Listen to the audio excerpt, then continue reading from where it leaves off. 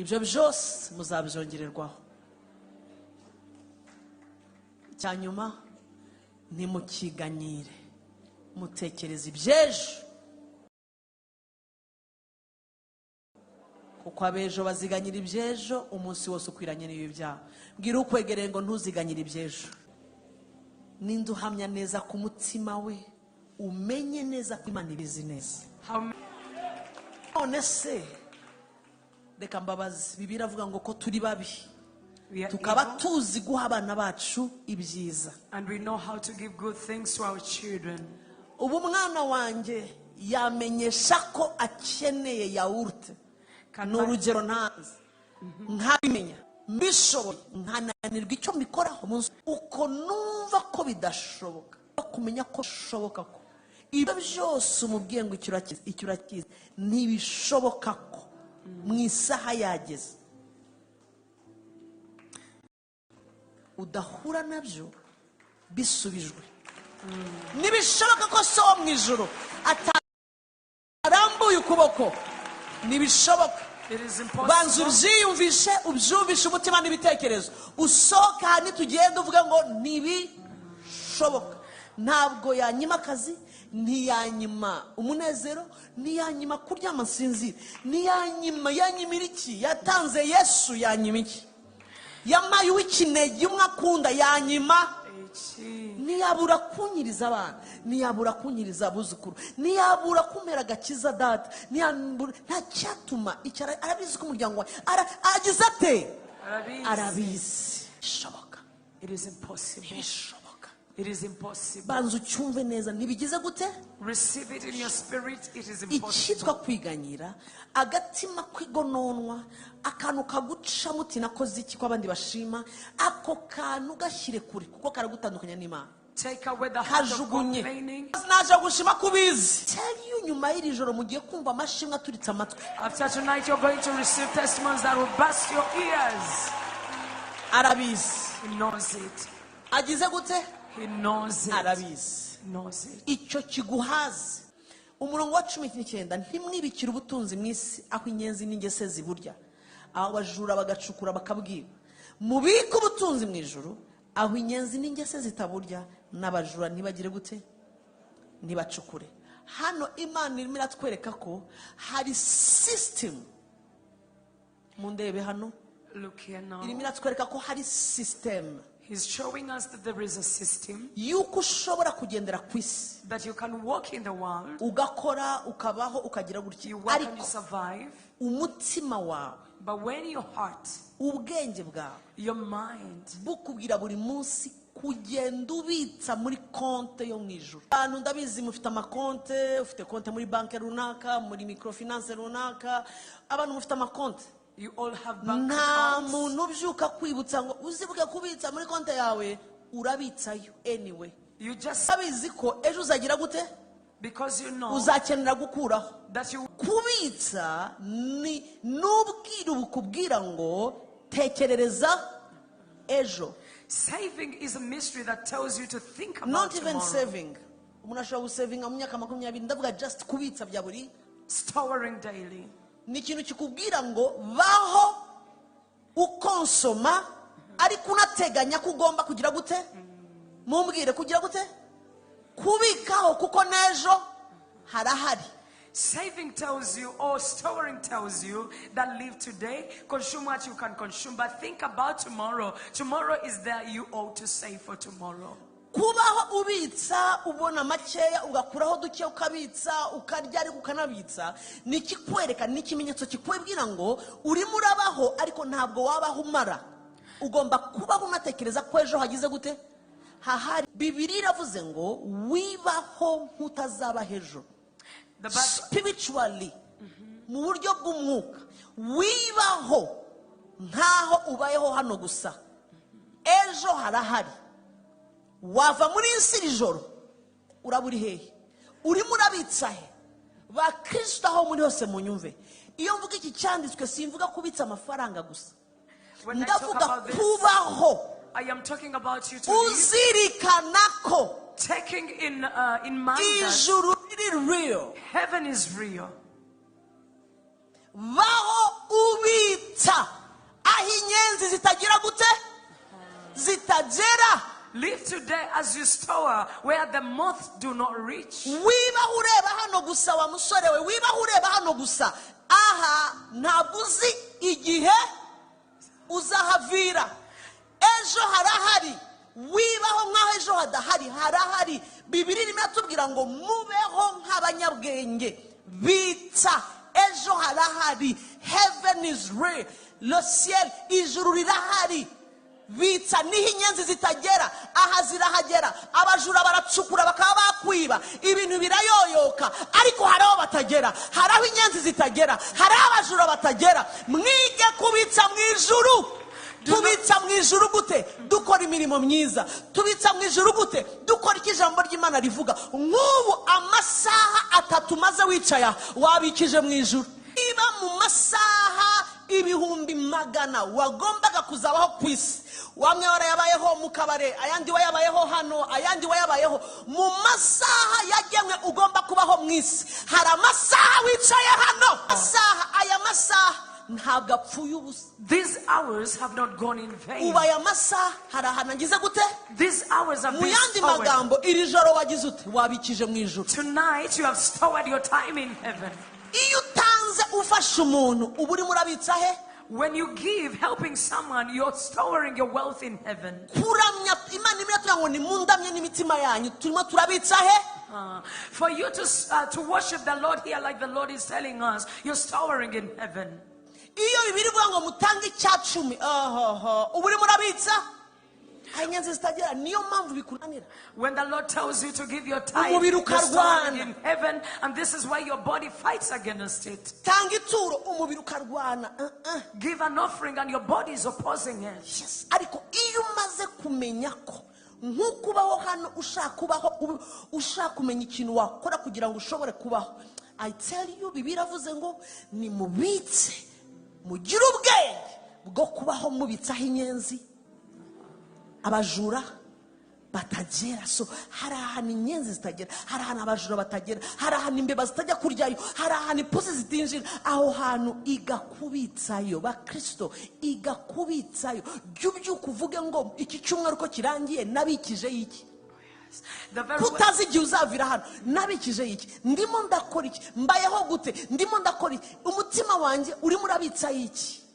Ko aho ubitsa byinshi, iri jambo ryankozeho, aho ubitsa ngo aho ubutunzi bwawe bugize gute buri, niho umutima wawe uba. Ni ukuvuga ngo aho ubitsa cyane usanga umutima wawe wagize gute.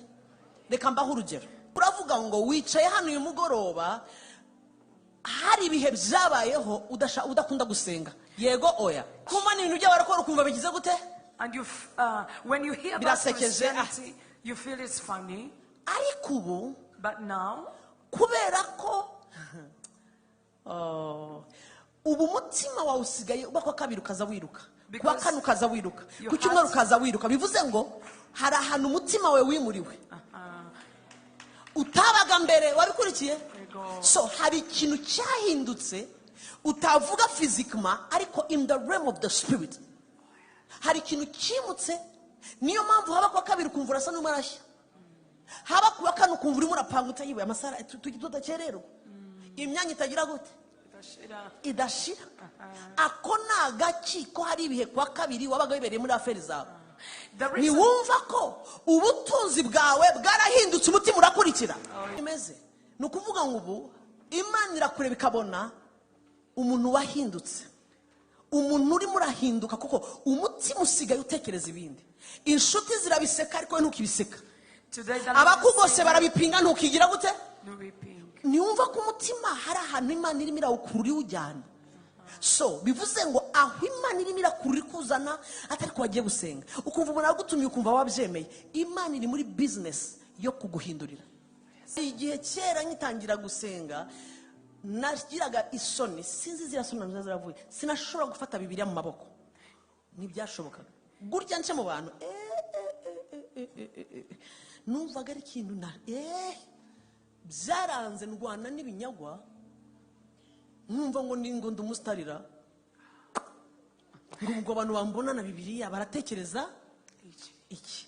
tekereza ko navaga mu rugo ngiye gusenga twasengeraga kera ndavuga kera nkikizwa muri quartier bikansaba kujya kuzenguruka nkajya kuzenguruka batabona aho ndimo ndagira gute naba ngiye kuhegera nkacungara pyo kahita nicara hatagira n'umuntu ugira gute twava gusenga ndimo ndataha muri quartier nafashijwe sha nagera muri quartier ngasanga ye Julienne uvuye we nesha ntantu narindi hano gucyanya hano inyuma ntashobora gusora mu kanwa ngo mvuye gusenga ubu nsimbimba nibaza natinyaga iki nagiraga isoni zigise si kweli kumva ufite isoni ngo uvuye hehe nubona ko ibintu bigenda bihinduka gahoro gahoro ntumenye igihe Kristo yamaze kuba ubutunzi bwawe kuko ugera ahantu ubusa nagira isoni hehe nazo nubwo wanshyira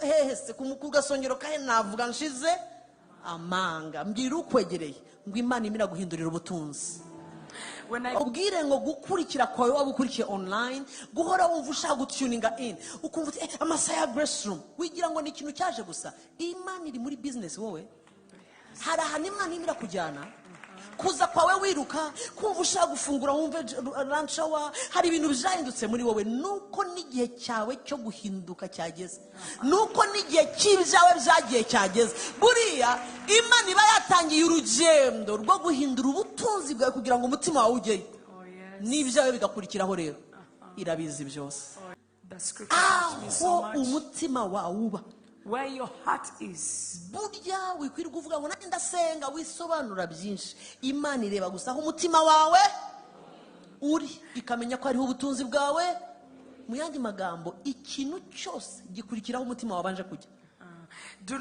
umutima wawe ahantu uri where your heart is wihakinisha do not play with it. mvuga ibi ndimo ndakugira inama niyo mpamvu udashobora gupfa gukinisha umutima wawe ushyira mu maboko y'umuntu utizeye You don't have to play with Abakobwa your heart mwanyumvise? to get in hands that you do not trust. wipfa gufata umutima wawe ntabwo umutima bawushyiraho babonye Our hearts are not just misplaced anyhowly. wa musore we ntabwo upfa gufata umutima wawe upfe expose umutima wawe anywhere Gentlemen, do not just hari expose your heart ikirenze anywhere. inzobe hari ikirenze indeshyo hari is ikirenze something- figa There is something beyond how they are brown, how they are light, how they are tall. Something beyond the figure you're seeing. urimo uravuga umuntu muzabana karamata urimo uravuga ikintu yeah you are joking You're talking about someone that you will stay Hey. with forever.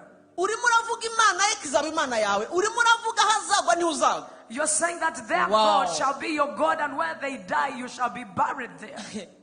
ibyo rero birenze amaso manini That is beyond having glittering big eyes. ngo nakurikiye amaso manini That I followed big ngo eyes. arareba nkapfa When they look at me, Arareba I ugapfa. die. Really? ngo aragenda mbega amaguru When they walk, behold their legs. ngo jye ni smile gusa ye When she smiles, my generation so wowe ugiye gushakana na smile so for you Only to smile. get married to smile.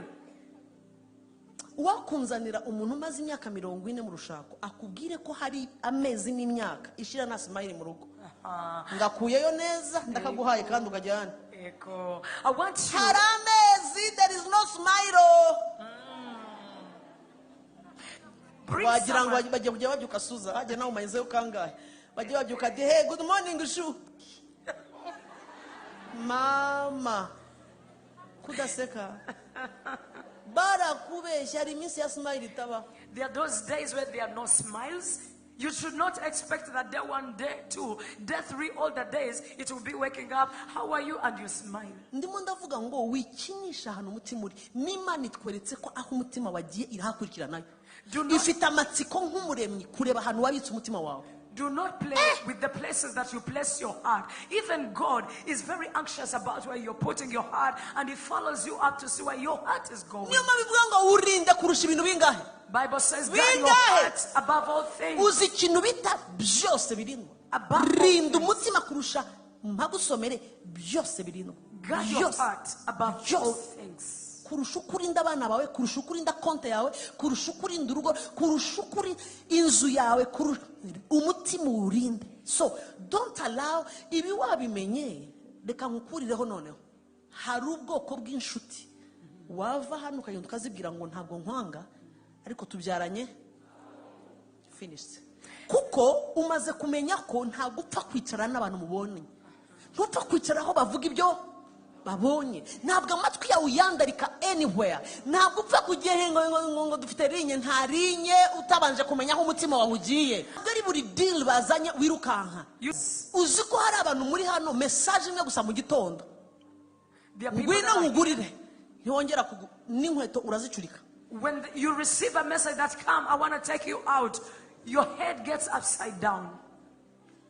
Iryo jambo gusa nkugurire n'inkweto urazicurika, amasogisi ukambara umuhondo n'ubujuru n'ubururu. When they say come, ukabibona wagezeyo, bababwire. Let me tell you, ubuzima ntabwo ari rehearsal turimo, ntabwo ari repetition twajemo ngo turimo turitoza ibyo nzakora nabi bazama amahirwe ngire gute nongere ngaruke mbikosore reka ngasubire mutarasemura. Life, ubuzima ntabwo ari rehearsal, nta nubwo ari repetition. Niyo abaririmbyi baje kurepeta icyo bishe bagira gute bagisubiramo. Life is not a rehearsal, nta nubwo ari repetition. Le temps perdu ne revient jamais.